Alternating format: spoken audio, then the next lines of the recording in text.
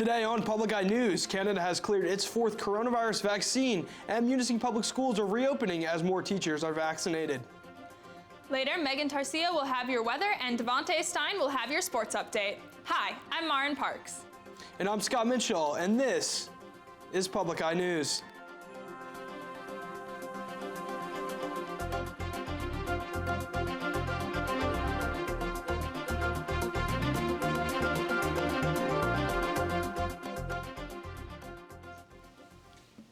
A new TV series that will be shot here in Marquette over the next few months is looking for paid extras from the local community. The comedy series will be shooting in both Marquette and Milwaukee beginning later this month, and they are searching for real members of the community to work as background actors. In order to apply to be an extra, you can visit the website at jotform.com. The production is looking for youpers of all ages and types and will require a negative COVID test before filming if you are selected to work at the show. Two recent stabbings at the Marquette Branch Prison have led to a larger investigation by the Michigan State Police. The stabbings, which were both committed by prisoners against employees of the prison, are not believed to be connected. Both of the incidents that led to minor injuries and hospital trips, but both victims were released from the hospital the same day. A spokesperson for the prison said all prisoners involved have been transferred to different facilities, and they are providing counseling and any other services needed for the victims. Over the next 15 days, the DNR will be looking for public opinion on how exactly the mooring facilities at Eagle Harbor State Harbor should be improved upon. The State Harbor, which first started its overhaul process in August of 2019, is in the final stages of the planning for the refit, and the DNR is looking for final public opinions before moving forward with the plan. The public opinion period, which ends March 15th, is open to anyone and everyone who wishes to give input about the State Harbor. In order to give your input, send an email with your comments to cadeauat@michigan.gov or visit michigan.gov/DNR. The State of Michigan DNR is looking for community assistance in surveying frog and toad populations this coming spring. Data collection takes place from April to July of 2021, and interested persons are encouraged to begin planning a survey route and learning to identify various frog and toad calls.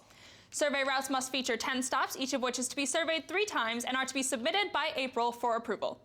Survey instructions and route descriptions can be found on the Frogs and Toads page of michigan.gov, and any questions or concerns can be sent to dnr-frogsurvey@michigan.gov.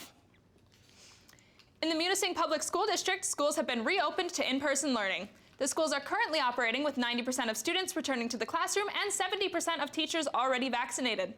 Extra cleaning and sanitation, as well as an all-day, excluding lunch, mask mandate, are some of the precautions put in place to ensure the health and safety of returning students.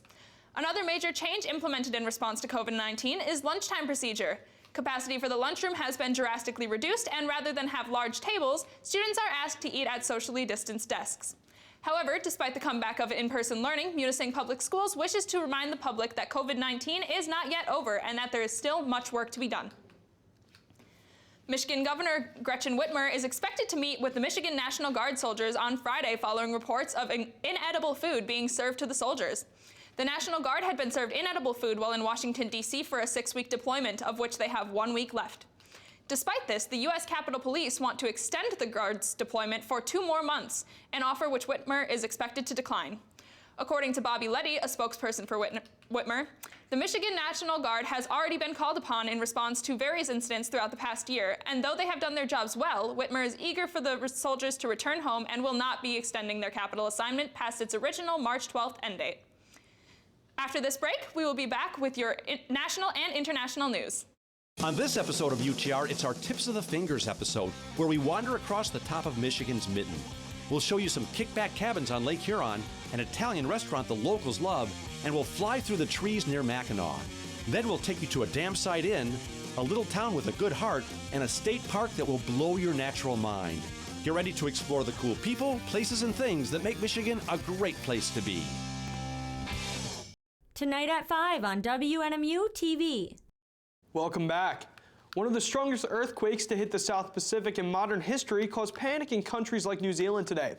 The 8.1 magnitude earthquake caused chaos in countries as people scrambled to evacuate from coastlines, fearing tsunamis and other natural disasters. But while small tsunamis were seen, none have been reported to have caused any damage. It seems as if for now, the earthquake hasn't caused any serious damage or harm. A trial date has been set for 2 British militants who've been charged with being a part of an Islamic extremist group who captured, tortured, and executed American hostages in Syria.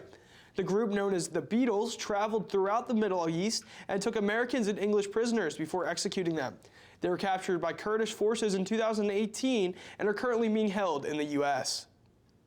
Myanmar's security forces have been responding violently to citizens protesting a coup that took place on February 1st to oust the government of Aung San Suu Kyi with a new military regime, the junta. Despite the violence that recently left 38 people dead in a single day, protesters continue to take to the streets, but the situation seems hopeless without international support. World governments have thus far condemned the coup, but many have failed to take significant action regarding the situation. Canada has just cleared a 4th vaccination against COVID-19, becoming the first major regulatory country to do so. The Johnson & Johnson vaccine works in only 1 dose, allowing for more efficient vaccination. And in a study spanning 3 continents, it proved to be 85% effective against COVID-19's most severe symptoms. The other vaccines Canada has approved include the Pfizer, Moderna, and AstraZeneca vaccines.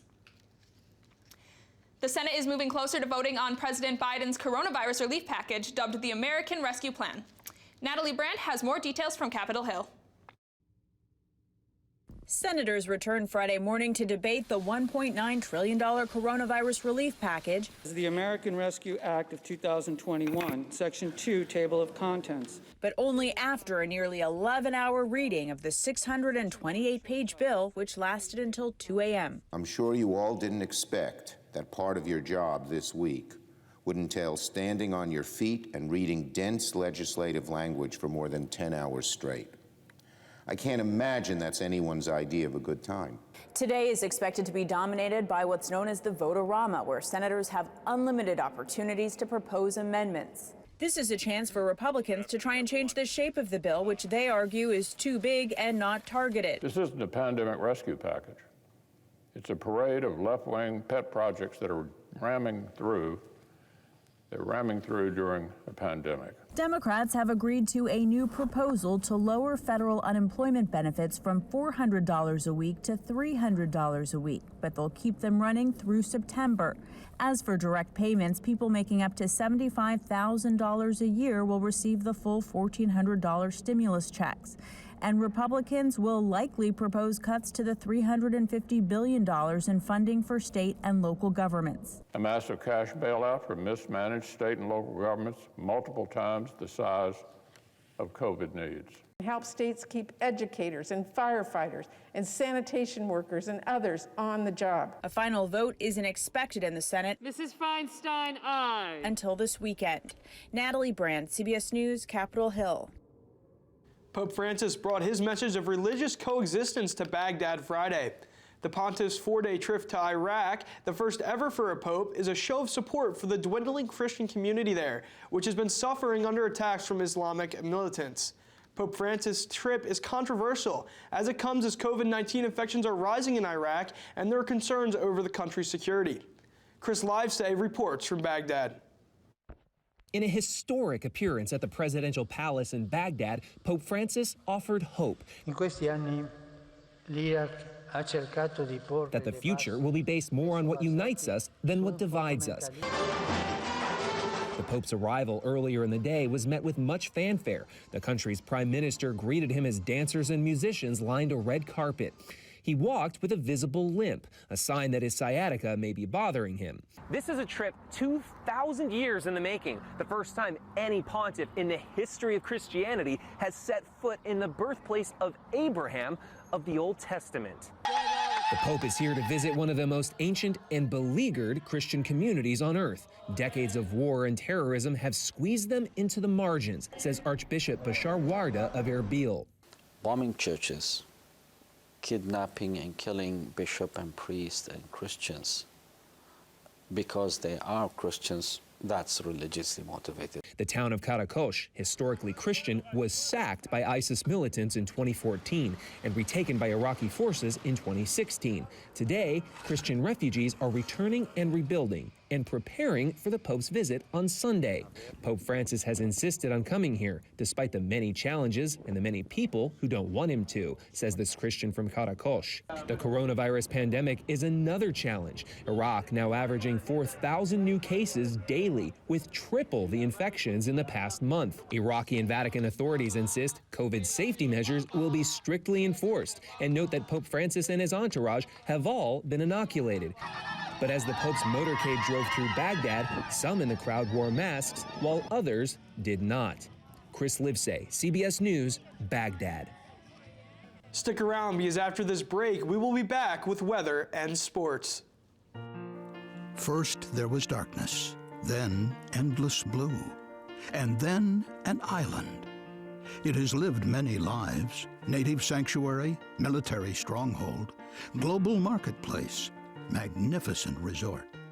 It is our famous island, and this is its story. Watch Mackinac, Our Famous Island. Sunday night at 8:30. Welcome back to Public Eye News. I'm Megan Tarcia here with your weather today. As behind me is a sunny NMU campus. Today's conditions: it is sunny with a temperature of 32 degrees. Our winds are north-northwest at 16 miles per hour, and our barometric pressure is 30.38 inches and falling. Looking into tonight's conditions, it'll be clear skies with a low of 19 degrees, and our winds will be north-northwest at 10 to 15 miles per hour. Tomorrow's conditions will be partly cloudy with a high of 26 degrees, and winds will be north-northwest at 10 to 20 miles per hour. Looking across the UP, it is sunny throughout. Starting in Sault Ste. Marie, it is 29, Manistee at 35, Escanaba at 39, down in Menominee 36, Iron Mountain 39, Ironwood 38, up in Houghton 33, and here in beautiful Marquette it is 32. Looking ahead at this week's conditions, starting in Sunday at a high of 31, a low of 28, partly cloudy skies. Monday will be a high of 45, a low of 30 with partly cloudy skies again, and Tuesday will be a high of 44 and a low of 40 with the occasional rain showers later on. Now going to Devontae Stein with our sports. Thanks, Megan. Looking ahead to our NMU Wildcats action for this weekend, starting off, we have your women's volleyball team home this weekend with a doubleheader against Parkside. The first game begins tonight at 7 p.m., while the second half of the doubleheader starts tomorrow at 2 p.m. Your men's soccer team comes in the preseason GLIAC poll in 5th. They will start out their 2021 season with the GLIAC matchup home this weekend on Saturday the 7th against Saginaw Valley State University. Good luck out there this weekend, Wildcats. Shifting over to some NBA news, the Detroit Pistons have agreed to a buyout with six-time All-Star Blake Griffin. This comes after Detroit has been trying to shop Griffin for the past few weeks and hopes to get some assets in return. With an extremely large contract at hand, owing Griffin still $36.6 million this year and $39 million next year, the Pistons were unable to find any suitable traders. Injuries have severely hindered Griffin's career, going from the high-flying superstar he once was to now more of a role player. Griffin is now only averaging 12.3 points, 5.2 rebounds, and 3.9 assists this season for Detroit.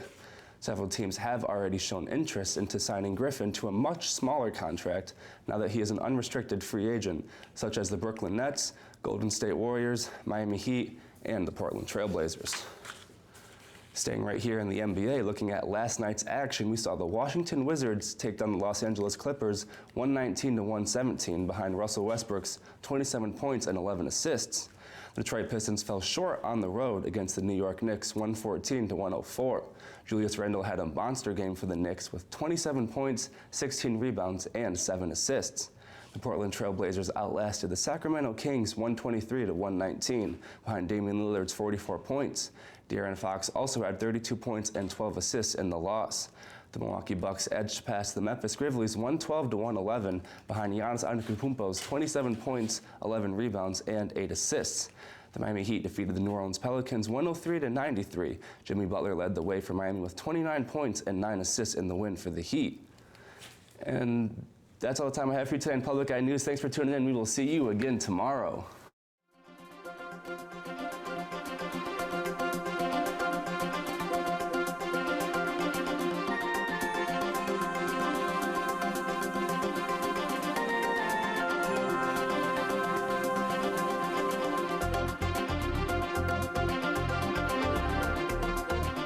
The preceding program was produced by WNMU TV, Northern Michigan University Public Television, in studios located in Elizabeth and Edgar Hardin Hall.